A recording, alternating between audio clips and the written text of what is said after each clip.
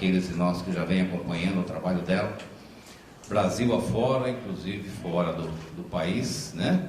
No YouTube nós temos ali um monte de palestras, de informações de alto gabarito para podermos refletir e pensar, né? Então nós ficamos assim muito felizes mesmo dela ter aceito o nosso convite e de estar conosco na noite de hoje, né? Como nós dissemos hoje à tarde, nós vamos aproveitar dela o máximo, né? Então, vamos tirar o máximo que a gente puder dos conhecimentos aí que ela vem adquirindo através do tempo, né? Nós temos aqui um convite para um sarau espírita que irá acontecer no dia 14 de julho no Eurípides Barçanufo, né? E das 14 horas, é isso? 14 horas. Aqueles que quiserem participar, então faça a inscrição, tem um pequeno valorzinho lá que vai ajudar no encontro dos jovens para a Cominoesp. Anete Guimarães, filha de Geraldo e Ana Jaici Guimarães, oradores espíritas e fundadores do Grupo Espírita Caminho da Esperança, do qual a Anete participa e dirige. A Anete é oradora espírita, com conferências proferidas em vários estados do Brasil e no exterior, transmitindo seu conhecimento à luz da razão sob a ótica espírita de uma forma peculiar, convocando o público a profundas reflexões quanto ao papel do espírita na atualidade.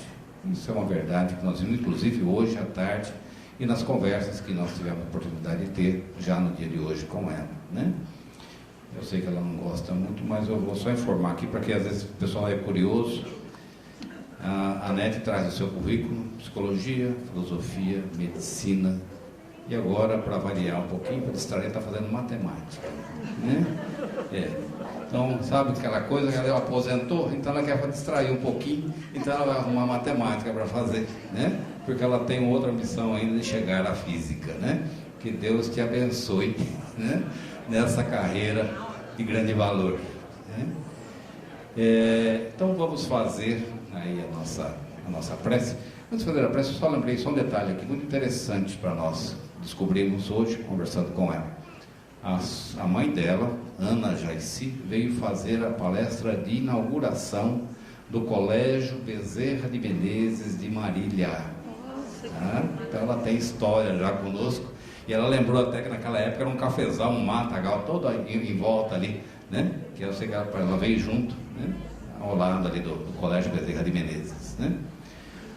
Vamos então fazermos a nossa prece, elevando os nossos pensamentos a Deus, procurando nesses momentos nos desligarmos das nossas preocupações cotidianas e diárias, para que possamos nos concentrar mentalmente e sentimentalmente naquilo que a oradora e a espiritualidade têm a nos transmitir, que possamos absorver da melhor forma possível. E pedimos, Senhor, nessa prece, que possamos vibrar em favor dos nossos lares, com as vibrações de paz, de harmonia, para os nossos familiares, para todos aqueles com os quais convivemos, bem como para aqueles nossos irmãos aflitos, necessitados, muitas vezes passando pelas suas provações, em dores, em conturbações. Que Deus possa abençoar e amparar a cada um no seu caminho. Que assim seja, Senhor. Então nós convocamos a Anete para assumir a palavra. Uma boa noite a todos. É um prazer e uma alegria estar com vocês aqui na noite de hoje. E tínhamos fazendo feito um comentário, que estava sobre o tema, né? Que tema e tal. As pessoas estão sempre perguntando qual é o tema. E eu nunca ponho tema. O nome que vocês veem são as pessoas que dão. E eu tenho que explicar algumas coisinhas. Uma é que eu não sou uma oradora, nem uma palestrante, eu sou professora. E quando eu comecei a minha carreira de fazer palavra pública, eu não comecei no espiritismo, comecei na parapsicologia. Então, minha plateia era de ateus. Eram pessoas que a gente queria convencer de introduzir a parapsicologia no meio acadêmico. Então, eram pessoas que eram contra. Então, a gente tinha que estar muito bem preparado. E a gente não podia citar uma literatura que eles não pudessem aceitar. Se você não acredita em espírito, eu posso citar o Livro dos Espíritos? Se você não acredita na vida após a morte, eu posso citar André Luiz? Não. Então eu só poderia usar material que houvesse sido impresso, publicado em meios científicos, e não seria super interessante. Então, somente material acadêmico, porque a gente tinha essa proposta. Então, dizer, a gente não acredita de cima, não vale a pena pesquisar? E seja para você provar que não existe. Então, vale a pena, então era o nosso objetivo. Então, a gente partia do pressuposto que ninguém acreditava em nada, e a gente precisava convencer. E quando a gente se habituou com isso, a gente passou a usar essa forma de apresentar. E algumas pessoas comentaram, mas você não fala de espiritismo, você fala de outras coisas. E olha só, o que seria falar de espiritismo? Falar de Allan Kardec? Algumas pessoas assim, sim, mas dizer o quê? O nome dele? Onde ele nasceu, com o nome do pai, da mãe? Teoricamente, vocês têm uma reunião no centro para isso, não tem? Por que eu vou roubar o trabalho dos outros? Não é bom a gente dividir as tarefas. Esse é um papel da casa espírita. Então você vem nas reuniões doutrinárias que vocês frequentam, vocês vão ter essas informações básicas. Senão vocês podem usar o Google e perguntar. É obrigatório todos falarem do mesmo assunto? Porque o interessante é você vir alguém do Rio de Janeiro falar uma coisa diferente. Ou vocês vêm só para comparar com quem já fala aqui. Né? Criar uma competição, uma coisa assim, né? Então a ideia é você trazer coisas novas para debater. Então a gente traz uma opção nova e a gente conversa. Então não está escrito em nenhum lugar que fala de espiritismo, mas sempre fala do mesmo assunto. Né? Isso é na igreja católica, no protestante, que só pode falar disso. Então o espiritismo ele é aberto às ideias, até porque o espiritismo é dinâmico. Tá? A proposta dele é que ele cresça. Então tem novas coisas acontecendo. Então nós criamos o hábito de pegarmos determinadas experiências que estão sendo realizadas e fundamentar a tese espírita, como a gente fazia com relação à parapsicologia, percepção sensorial, etc. Então a gente pegou esse hábito de fazer dessa forma. E como eu vejo poucas pessoas fazendo isso, não vejo por que a gente não continuar. Então a pessoa falou que eu não falava de espiritismo. Nossa, eu achei que eu falava o tempo todo de espiritismo. Meus pais são espíritas. E a gente fazia o culto no lar. Né? E um dos livrinhos que eu usava no culto do lar era o Pai Nosso, psicografia de Chico Xavier, né? Acho que é da Meimei, se não me engano. Então, explicava o que era o Pai Nosso. E, justamente, esse momento do Rio me trouxe agora um trabalho que está sendo realizado, muito interessante, que foi publicado agora em 2014. Mas, voltando a essa experiência, ela dava no culto esse livrinho, e em um determinado momento ela perguntou para o meu irmão do meio, Wallace, o que é tentação? Bom, primeiro, vocês sabem o que é o Pai Nosso, né? O que é o Pai Nosso mesmo? Bom, esse mau hábito eu nunca perdi, né? Como professora e dando aula à noite, se você não fala, o povo dorme. Então, às vezes está todo mundo acordado, e vai aquela pergunta. Então, o que é o Pai Nosso? É uma prece. O quê? Quem ensinou?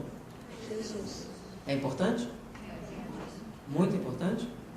Não senti muita firmeza. Muito importante? Sim. Muito importante. Então, vocês acreditam que é uma coisa séria e importante? Sim. Por que foi que ele ensinou essa prece? Com que objetivo?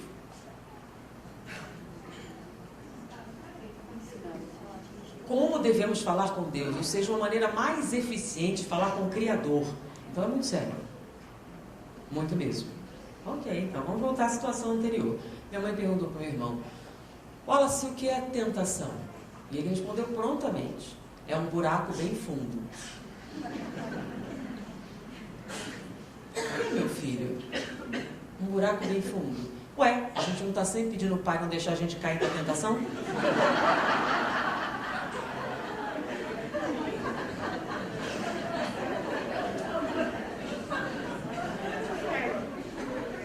Filosoficamente até profundo. A gente nunca parou para pensar qual o significado disso para uma criança, parou? Será que seu filho sabe o que é uma tentação? Você ensinou o Pai Nosso para ele?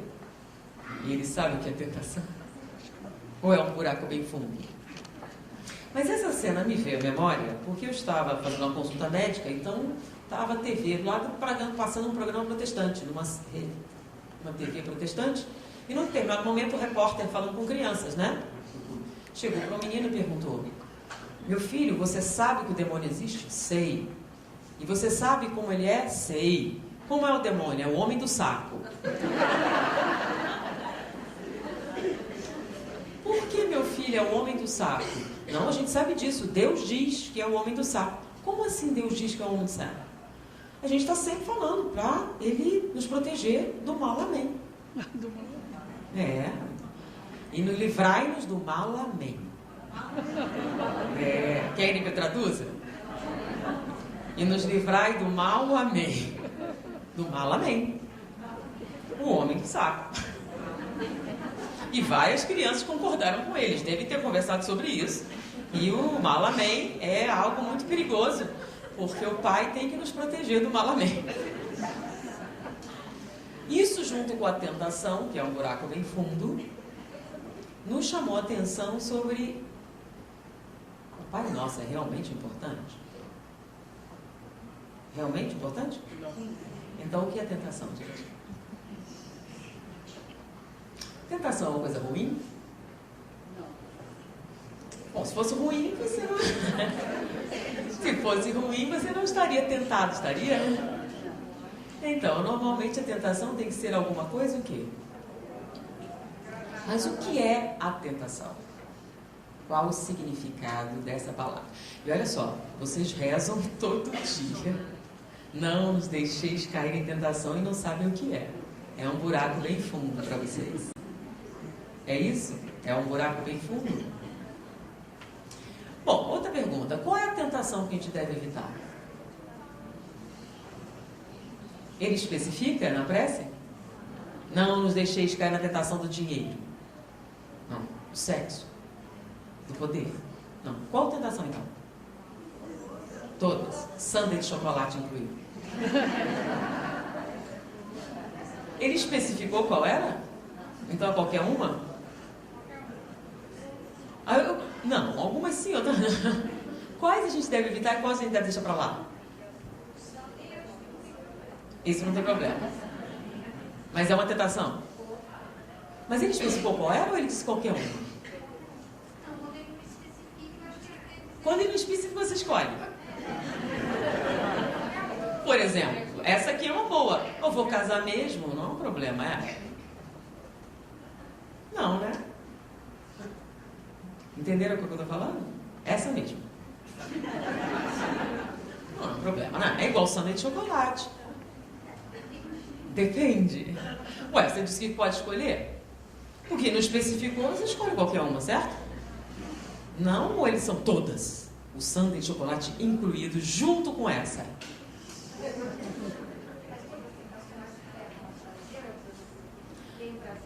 Se você sabe o que é tentação, está resolvido o problema. Mas se você não sabe, o que é que você deve evitar então? Não nos deixeis cair em tentação. O que é uma tentação? De novo, como eu falei à tarde, existe um livro muito bom que todos devem possuir, que esclarece muita coisa. Chama-se O Dicionário. O Dicionário é um livro excelente. Inclusive tem lá tentação. Você perguntar para ele o que é tentação. Tem até digital agora. Você pergunta o que é tentação. E lá está escrito o que é tentação. Tentação, então, está no dicionário. Não fui eu que disse. De acordo com Jesus Cristo. O que é tentação? Tentação é um movimento que você faz em direção a algo que você deseja profundamente. Então pode ser qualquer coisa. É claro que a intensidade desse desejo varia de pessoa para pessoa. Então sua tentação é pessoal. A mesma não vale para você e para o outro. Para alguns é tentação, para outros não. Então é a sua tentação, qualquer uma, que é o problema. Então qualquer tipo de movimento intenso que você tem em direção ao desejo, e traduzindo em linguagem mais moderna, gratificação instantânea. Tentação é a vontade da gratificação instantânea. Estou com fome agora. Eu quero sexo neste minuto. Eu quero comer agora. Então, qualquer coisa que você queira agora, com grande intensidade, é uma tentação. Que você pode ou não, né, deixar rolar. Porém, ele não especificou qual. Então ele disse que se você tem uma, não caia. Por que será? E é qualquer uma. Ele explicou? Ele só falou para não fazer, né? E vocês disseram que era importante. Ou não parou para pensar nisso? Não, na verdade eu pulo essa parte. Já que eu não compreendo muito bem, eu faço questão de nem saber. Justamente para não cair na tentação de pensar sobre isso. Ou não seria? Então, devemos ou não devemos cair em tentação? Nenhuma? Se eu tiver com fome, não vou comer? Olha só, se eu tiver com fome, por exemplo, vou casar mesmo. Que diferença faz? Não. Um tempo a mais, um tempo a menos. Sim, mas se não fosse não seria tentação, seria? Se é uma coisa que pode esperar muito tempo, não está nem com vontade mesmo, né? Então, tentação é algo que você quer muito agora. Aí, de novo, dependendo da tentação. Ele falou que dependia da tentação? Não. É porque, olha só, a prece, quem foi que ensinou mesmo? E ele perdeu tempo. Eufemismo. Metáfora. Não. Se Jesus é quem Emmanuel diz que é, vocês acham que ele ia desperdiçar o tempo dele? Então ele foi ensinar uma prece para vocês falarem com o Criador. E ele não botou condição nenhuma, botou? Ele foi meio taxativo até, né? Talvez ele tenha exagerado um pouco, não? Talvez a gente saiba melhor. Ele não foi muito claro. Ele não pensou no homem moderno, nessas coisas novas, pensou? Se ele pensasse, tinha feito diferente, não seria, não? Não? Então ele quis dizer exatamente aquilo. Ele quis dizer exatamente aquilo. Não caia na tentação. E para melhorar, peça ajuda ao seu pai para não deixar isso acontecer, porque é sério. Então deve ser ruim, né? Cair na tentação. Mas peraí, qual é o problema com a gratificação instantânea? Na verdade, eles hoje em dia falam da importância da gratificação instantânea, né? Já pensou, se a criança pede um negócio e você não dá, ela fica traumatizada. Seu filho chega, papai, eu quero um iPhone. Todo mundo tem um iPhone. Só eu não tenho um iPhone. Eu vou sofrer bullying. E aí você faz um sacrifício e dá para ele um iPhone. Para que ele possa se enturmar. Para que ele possa desenvolver relações sociais sólidas. Uma rede. Né? Não é? Porque senão, como é que vai ser? Então o neném chora, você imediatamente faz o quê? Ah, mas está errado isso? Não foi eu que disse, foi Jesus. Não nos deixeis cair em tentação. Ou seja, não corra atrás da gratificação instantânea. É melhor esperar. Não foi isso, não? Tem outra tradução?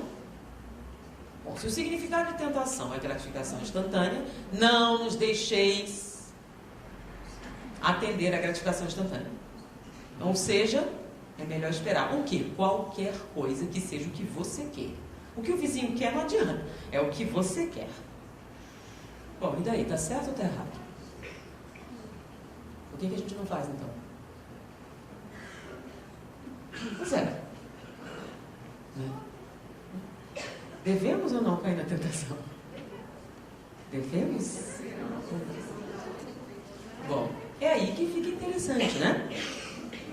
Na década de 50, 60, um pesquisador resolveu fazer um teste com crianças de uma creche entre 4 e 5 anos de idade. Tá? Esse teste passou a ser conhecido como o teste do marshmallow. Na verdade, não chama assim, foi um repórter Times que deu esse nome.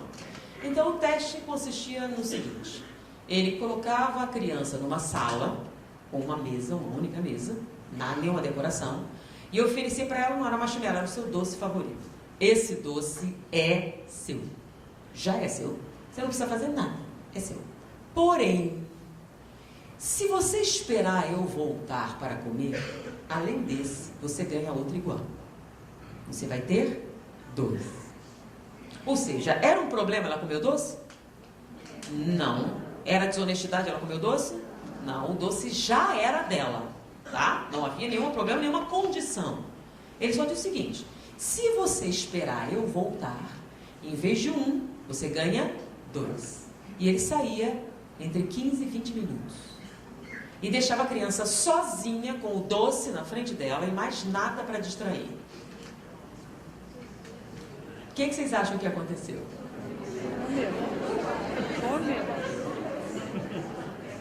Uma noite, criança, assim que ele fechou a maçaneta, comeu o doce. A maioria comeu, mas alguns não fizeram isso. Teve uma menina que ficou cheirando. Ela cheirava, fungava o negócio o tempo todo. Um outro lambeu, ele lambia de volta. Esse tadinho, ele abaixou nos cantinhos e ficou fiscalizando todas os rodapés da sala, dando voltas para não olhar para o doce. Ai, que dó! Uma mastigou os cabelos, ficou de cabeça para baixo, tentou bananeira, fez tudo para não olhar para o doce. Ou seja, menos de 20% não comeu o doce. Esperou ele voltar. 80% deles caiu em tentação. Né? As 20% resistiram. Mas o que acontece é que depois do teste, que foi bastante criticado, esse pesquisador acompanhou as crianças por 50 anos. Durante 50 anos, ele acompanhou o desenvolvimento dessas crianças, comparando o desenvolvimento daquelas que resistiram com aquelas que não resistiram. Ao final de 50 anos, ele fez um relatório, dizendo que havia diferenças fundamentais no comportamento dos dois grupos. A questão é, Tostines vende mais porque é fresquinho ou é fresquinho porque vende mais? A questão é que as diferenças eram tão significativas e tão radicais que ele propôs. Essas crianças tiveram um comportamento diferente porque tinham cérebros diferentes, ou eram geneticamente diferentes, ou alguma coisa que elas fizeram as levou a manter essas diferenças. Então, a segunda parte da pesquisa levou 10 anos. Um grupo de neurologistas avaliou a cerebração daquelas crianças, já eram adultos, para ver se elas tinham diferenças cerebrais, estruturais ou genéticas. Genéticas não, mas cerebrais e estruturais sim, elas tinham diferença. Bom, elas tiveram aquele resultado por causa da diferença ou a diferença aconteceu por causa do resultado? E aí vinha a terceira parte da pesquisa, que ele já não podia fazer, que ele já estava idoso, mas a sua filha assumiu. E durante 4 anos, ela pegou crianças e treinou em adiar a gratificação instantânea, para ver se eles iriam desenvolver a mesma anomalia presente nas crianças originais. E ao final de 64 anos de pesquisa, eles publicaram um livro, O Teste do Marshmallow, o poder do autocontrole. Os resultados foram tão intensos, a metodologia foi tão transparente, que provocou uma certa comoção, e o Congresso americano reuniu um grupo de pessoas e preparou uma cartilha para educadores. Neurociência para educadores. Para que os educadores pudessem tomar conhecimento dessas novas descobertas, porque a forma de encarar o processo educacional ficava diferente de acordo com isso.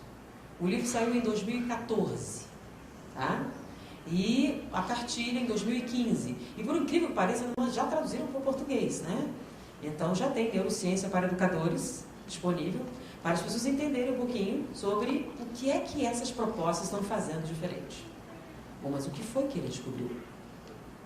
Algo estarrecedor. Ele descobriu que as crianças que resistiram à tentação eram 32% mais inteligentes, eram mais criativas, mais adaptáveis socialmente.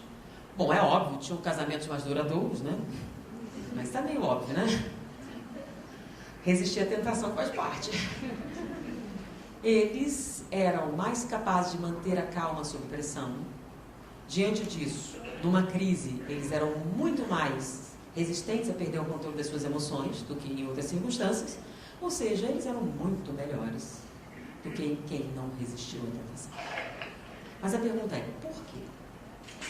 Lembram? Tostines vende mais porque é fresquinho ou fresquinho que vende mais? Eles eram diferentes e por isso tiveram esses resultados?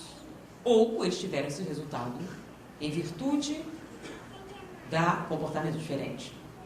Bom, estudando a celebração deles, eles notaram a diferença. Uma diferença significativa. Então, Aqueles que resistiram à tentação tinham alterações nos seus neurotransmissores. Em algumas áreas havia um desenvolvimento bem maior, tá? E alguns neurotransmissores estavam mais presentes do que outros.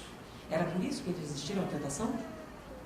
Nasceram assim? Eram especiais? Bom, sua filha desenvolveu um experimento que era pegar as crianças e treiná-las em adiar a gratificação. Equivale a dizer o seguinte: então o bebê chora. Em vez de automaticamente atender, aumentava cada vez mais o tempo antes de atender. Tá? E fazia isso e as crianças começavam então a verificar que elas seriam atendidas, mas não no tempo imediatamente equivalente. Então ela foi cada vez mais adiando a gratificação instantânea, criando dificuldades. Tá? Não, olha só, não é você tirar da frente, aí deixou de ser tentação, tá? É, apesar do desejo, aprender a esperar pacientemente, tranquilamente, para saciar os seus desejos.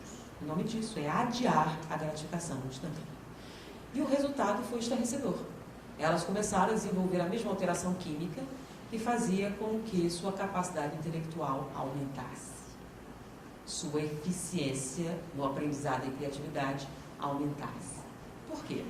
Porque o treinamento em adiar a gratificação aumentava a eficácia da dopamina. A dopamina é o neurotransmissor responsável pelo autocontrole. É o que controla os nossos impulsos e que nos permite ser racional em meio aos problemas. Quem não tem a mesma função da dopamina é aquela que se descontrola sob pressão.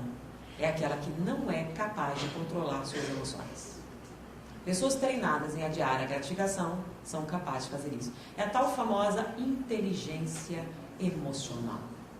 A inteligência emocional está ligada diretamente ao adiamento da gratificação instantânea. Mas como isso acontece? É simples. Toda vez que a gente tem um desejo, qualquer que seja ele, nós produzimos o que chamamos de catecolaminas. Então, por exemplo, fome. A fome é uma sensação agradável? É ruim. Mas como é que funciona a fome? Então vamos imaginar que você tem uma baixa energética. Então você está com pouca energia. E isso equivale a dizer que você está hipoglicêmico. Então você tem uma baixa de açúcar no sangue. E nós no cérebro temos um sensor que mede isso. Então, se ele nota que você está em estado de hipoglicemia, ou seja, que a energia disponível não é aquela que você necessária, ele dispara um aviso. Esse aviso vai para o centro da fome e lá você libera substâncias tensionantes, que nós chamamos catecolaminas. E aí você sente aquela sensação horrível da fome, né? Uma sensação desagradávelíssima. Fome. Pensa numa fome intensa. É uma coisa gostosa? Não. Aí isso tem por objetivo obrigar você a agir para aumentar essa glicemia. Então a fome existe para obrigar você a agir. E aí você age. Você vai na geladeira, abre a porta, pega uma maçã e morde. O que acontece quando você morde a maçã? É uma sensação celestial. Imagina, muita fome e você morde a maçã. Qual a sensação? É ótima. A sensação é ótima? É. Só que tem um problema. A maçã nem chegou no estômago. Se a maçã nem chegou no estômago, sua necessidade de comida desapareceu? Não, mas alguma coisa aconteceu, não foi? O que aconteceu na hora que você mordeu a maçã? A fome que você estava sentindo, se esperando naquele momento, deixou de existir. E naquele momento você está mordendo a sua maçã, ou comendo sua lasanha, seja lá o que for, na hora que você está mastigando, a sensação é celestial, não é? Extremamente prazerosa. Por quê? Porque no momento em que você sacia esse desejo, você libera os chamados antagonistas da catecolamina. E você neutraliza o seu efeito. Por isso você quer tanto quando? Agora. Porque esperar é horrível. Catecolamina é uma coisa desagradabilíssima. E quanto maior o tempo de espera, mais desagradável é. Então a criança não está fingindo. Ela está com fome agora, por isso ela berra. Só que ela vai mesmo morrer se você não der? Ela vai sobreviver? Vai. Porque você não vai negar a comida, você vai dar, só vai esperar um pouquinho. Mas se o sofrimento que você está impondo a ela é real? É. E então, é tortura? Não. Na verdade, você está desenvolvendo tolerância à catecolamina. Quanto mais tempo você é capaz de esperar, maior a sua tolerância à catecolamina. Você fica resistente ao mal-estar provocado por ela. Bom, o que acontece quando você se torna resistente à catecolamina? Você libera a ação da dopamina e ela fica no controle. E se ela está no controle, o que acontece? Ela permite você raciocinar. Mas peraí, o tal da inteligência, é isso. O que é ser inteligente? Todos nós somos inteligentes, mas como é que você vai testar isso?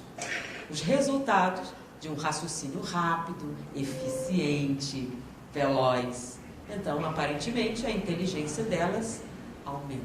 Por que aumenta? Com a dopamina dominante, você tem o quê? Total autocontrole. E com total autocontrole, em vez de chorar, gritar, espernear no shopping, chamar a atenção de todo mundo, você raciocina e pensa. E quando você raciocina e pensa, normalmente obtém resultados positivos, não? Então, no trabalho, né, no casamento, na relação, ou, por exemplo, no Afeganistão. Porque olha o problema. Eles estavam analisando soldados que participaram dessas guerras recentes, né? Então eles estavam estarrecidos com o número de soldados com estresse pós-traumático. Mas coitados, eles foram para a guerra. Eles foram para a guerra, cheio de equipamento, treinamento muito bom, e todos voltaram malucos. Aí o general responsável por isso disse assim, sim, mas eu estive nas trincheiras, na Segunda Guerra, e um monte de amigos meus, nenhum de nós teve estresse pós-traumático. Na verdade, o que está acontecendo é que só está criando um homem frouxo hoje.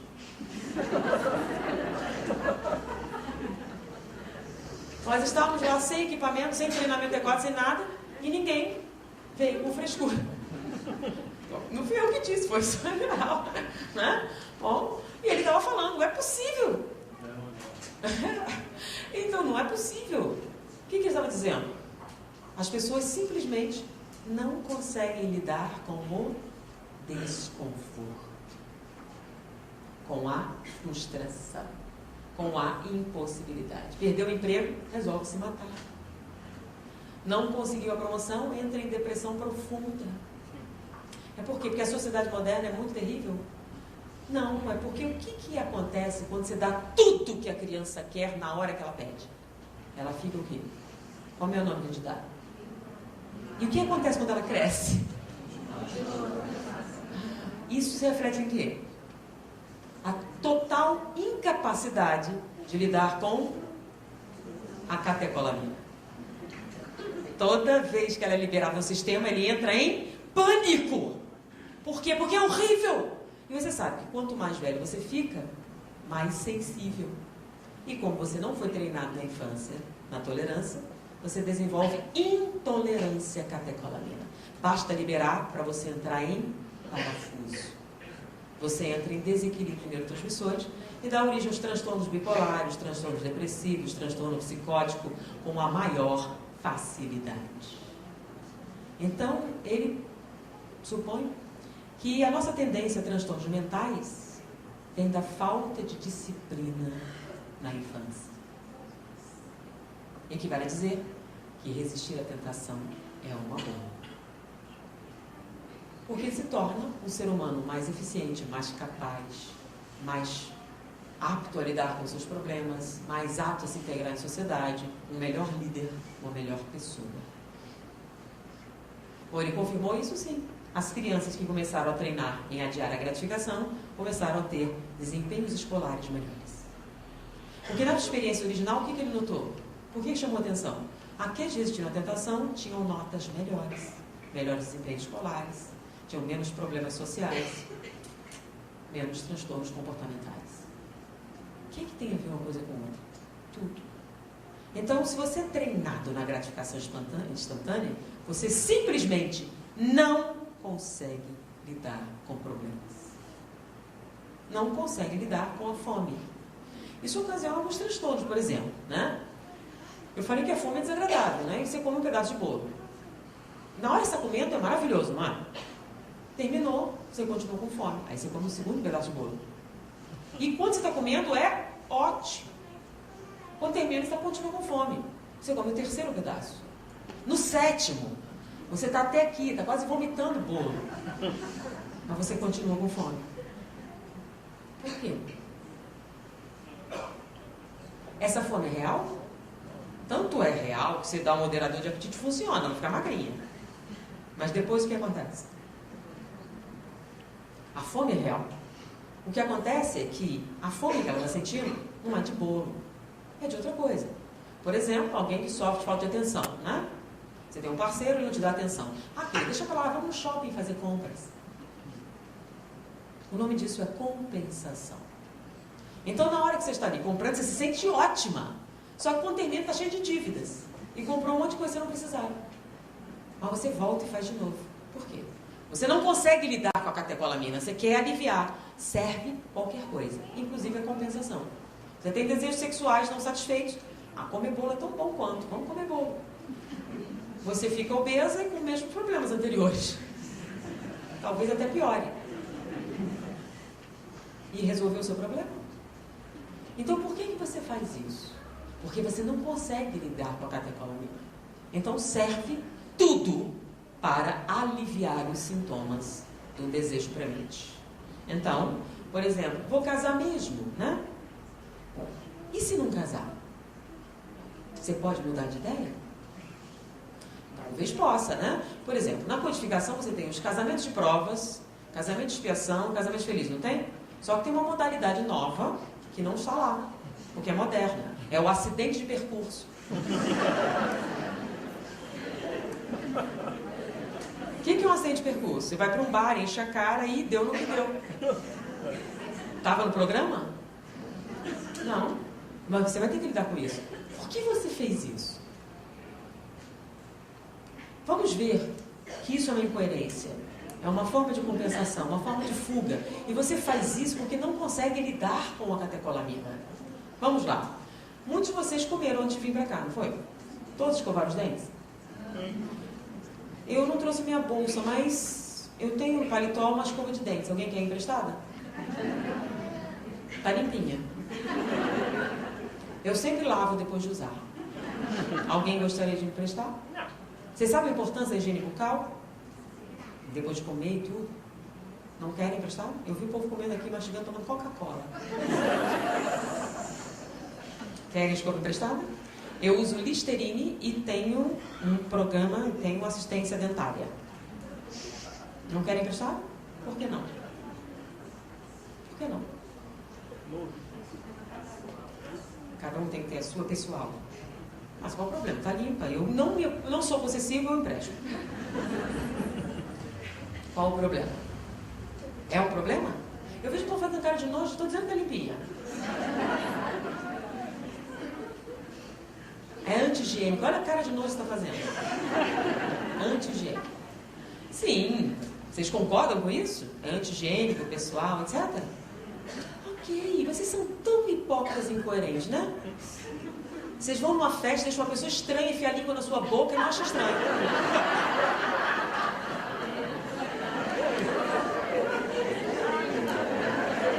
Não é verdade? Às vezes mais de um.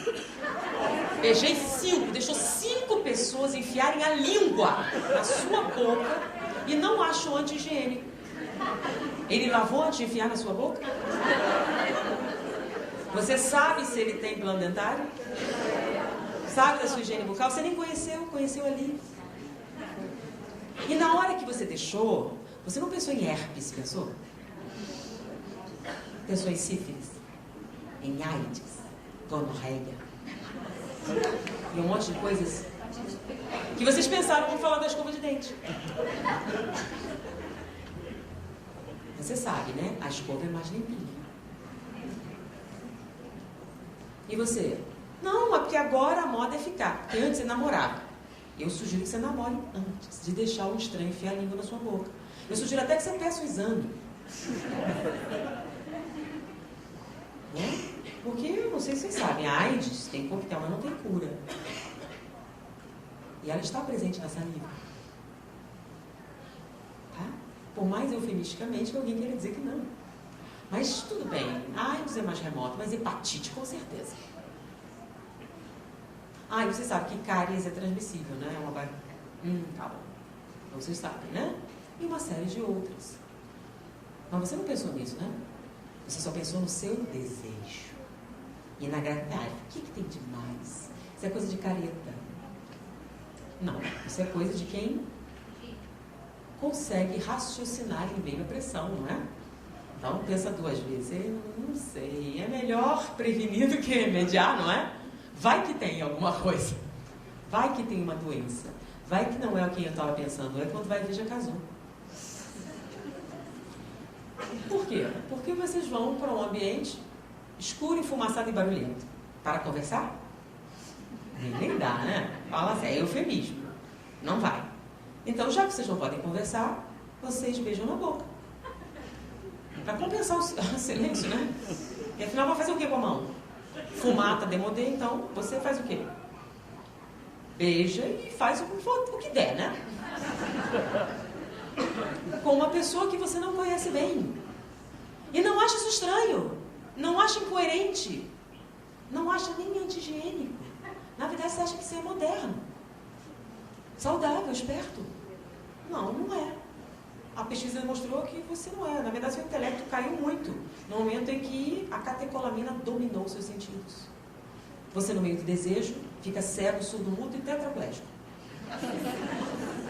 Aí, quando vê, é como ele chama? Casou na pistola, esqueci o nome. Não tem o nome que dava quando você ia casar com a escopeta na polícia, né? É uma cidadezinha do interior de Pernambuco. Isso para mim, e nos últimos 10 anos, não houve um casamento espontâneo. Todos foram assim. Engravidou, tem que casar. Não é assim, não? Espontaneamente. Por quê? Porque você não resiste à tentação. Se resistisse, você não teria esse problema, teria? Você poderia pensar antes de agir.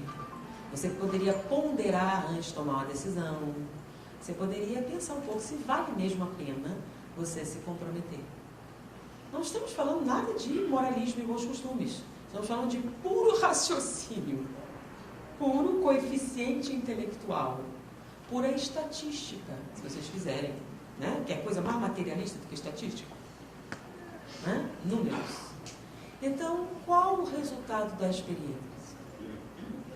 Resistir à tentação é uma das melhores coisas que você poderia ensinar às suas crianças. Farão com que elas se tornem seres humanos melhores, mais eficientes, mais inteligentes, mais criativos, melhor equipados para lidar com os problemas futuros, né? A gente está tendo escassez de um monte de coisa. Problema não falta na vida, falta. Você está preparando eles para lidar com isso? Ou está preparando eles para se jogarem no chão, espernearem e gritarem como fazem hoje? Dá para arrumar depois de velho?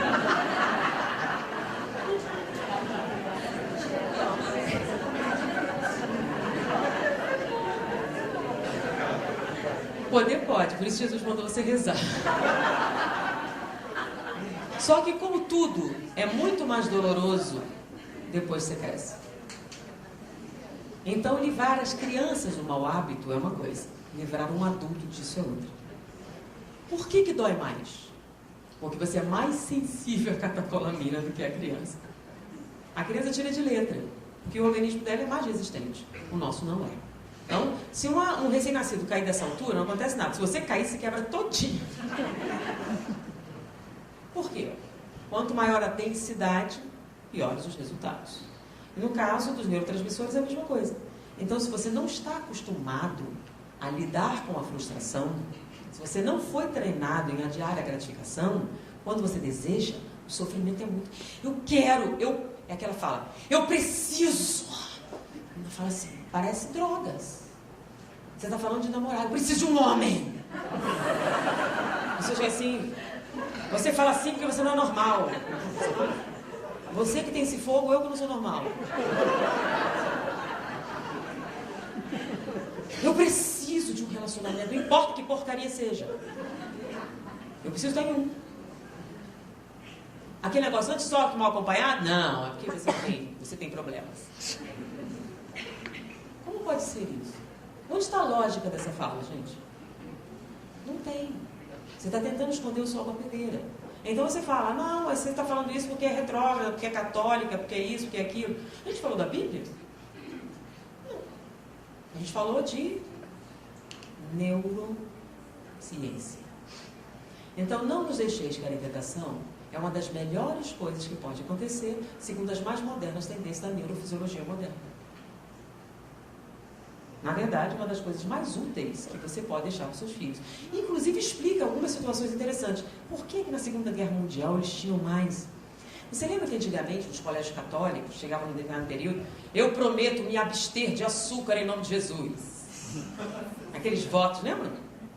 Não faziam um voto assim? Não vou fazer isso porque fazer uma promessa, fazer um negócio desse. Fazia ou não fazia?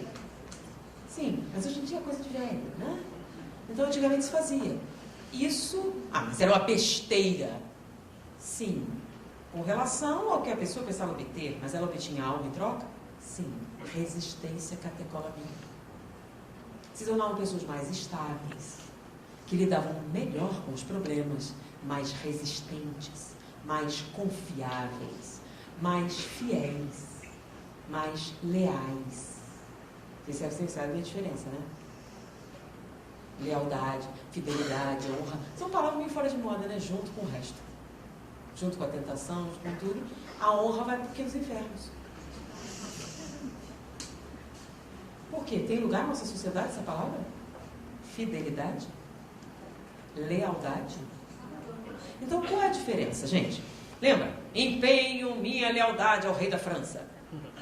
Quando você empenha a sua lealdade, você promete, se ele precisar de ajuda, você ajuda. Mas você não prometeu exclusividade, prometeu? Não. Fidelidade é: prometo a minha honra em nome exclusivamente de fulano. Então, fidelidade é exclusividade. Então, se você faz um voto de fidelidade, o que você está dizendo?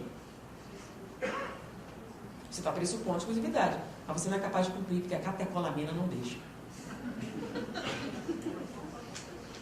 Né? Porque quando o desejo vem, você tem que entender, né? É mais forte do que eu. Ah, não é isso não? Não fala isso. É mais forte do que eu. A carne é fraca. Não, você que não resiste à catecolamina. Né? Você que não tem resistência. Você que perde a sua inteligência no momento em que ela está ativa.